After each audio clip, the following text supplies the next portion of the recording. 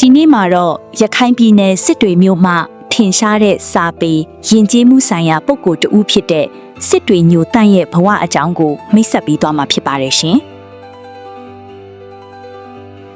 စစ်တွေညိုတန့်ရဲ့အမည်ရင်းကတော့ဦးထွန်းအောင်ရွှေပါ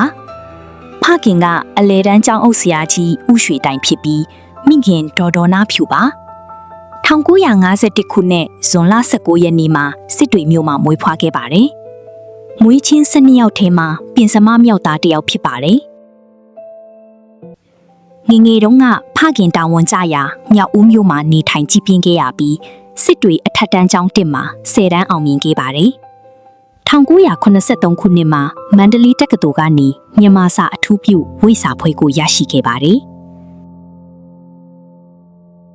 1984ခုနှစ်မေလ2ရက်နေ့မှာဒေါ်တင်ဦးနဲ့အိမ်တောင်ပြုခဲ့ပြီးဒါပေမဲ့1989ခုနှစ်မှာဇနီးဖြစ်သူကွယ်လွန်သွားပြီးနောက်မှာသားသမီး4ယောက်နဲ့အတူစစ်တွေမြို့ဦးတန်းရက်ကွက်ကန္နာလန်မှာအတီတကြားနေထိုင်ခဲ့ပါတယ်။တစ်ချိန်တည်းမှာပဲမြန်မာစာပြပြင်ပဆရာအဖြစ်အသက်မွေးဝမ်းချောင်းဆက်လက်လုပ်ကိုင်ခဲ့ပါတယ်။စာပေရေးရာဘက်မှာ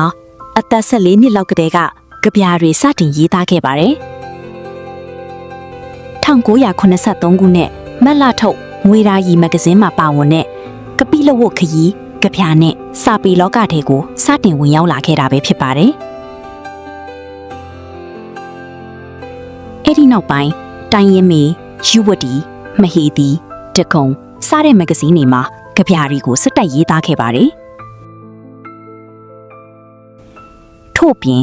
မောင်ကြီးတင်ပြောမိတန်းချက်အပိုင်း1 2 3တို့ကိုလည်းကိုယ်တိုင်ရေးသားစီစဉ်ပြီးပါဝင်တည်ဆိုထုတ်ဝေခဲ့ပါသေးတယ်။စစ်တွေမျိုးရှိဦးဥတ္တမခမ်းမှာပြုလုပ်တဲ့အငင်းနဲ့ပြဆက်အများပြားကိုဒါရိုက်တာအဖြစ်စီစဉ်တင်ဆက်ခဲ့သူတူလည်းဖြစ်ပါတယ်။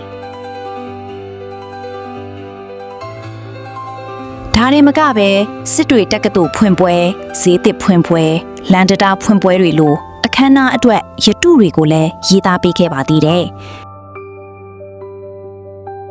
ရခိုင်ယဉ်ကျေးမှုအဖွဲ့တွေမှာလည်းတကြွစွာပါဝင်ခဲ့ပြီးရင်းအကာတွေဒုံရင်းတွေတီးအော်ပရာတွေကိုဖန်တီးတင်ဆက်ရာတွင်လည်းအလွန်ထူးချွန်သူတစ်ယောက်ဖြစ်ပါတယ်။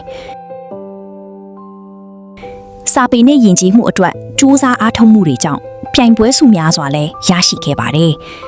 1969ခုနှစ်ကနေစပြီးကြပြနဲ့စာပေပြိုင်ပွဲတွေမှာတတိယဆုဒုတိယဆုတွေဆက်တိုက်ရရှိခဲ့ပါတယ်။2009မှာတော့ဆရာဇော်ကြီးရာပြည့်အထိမ်းအမှတ်ကြပြပြိုင်ပွဲမှာတတိယဆုကိုရရှိခဲ့ပါတယ်။ဒီနေ့အထိစစ်တွေညိုတန့်ဟာရခိုင်ယဉ်ကျေးမှုနဲ့မြန်မာစာပေလောကအတွက်အရေးပါတဲ့ပုဂ္ဂိုလ်တဦးအဖြစ်ဆက်လက်ရပ်တည်နေစေဖြစ်ပါတယ်။အခုလိုမျိုးရခိုင်လူမျိုးတို့ရဲ့ဂုဏ်ဆောင်ပုဂ္ဂိုလ်များသမိုင်းကြောင်းများရိုးရာယဉ်ကျေးမှုအမွေအနှစ်များစွာတို့ကိုအဖရခိုင်သူရခိုင်သားများသိရှိစေရန်ရည်ရွယ်ပြီးကျမတို့ရဲ့ Rakhine Storybook Channel လေးကိုဖန်တီးထားရခြင်းဖြစ်ပါတယ်။သမိုင်းဆိုဒီမှာသိရှိရုံနဲ့မပြီးပဲ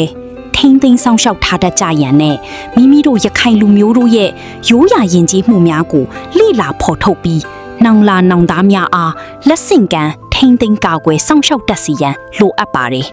။အခုဗီဒီယိုတွေကိုလည်း like and share လေးလုပ်ပေးသွားကြပါဦးနော်။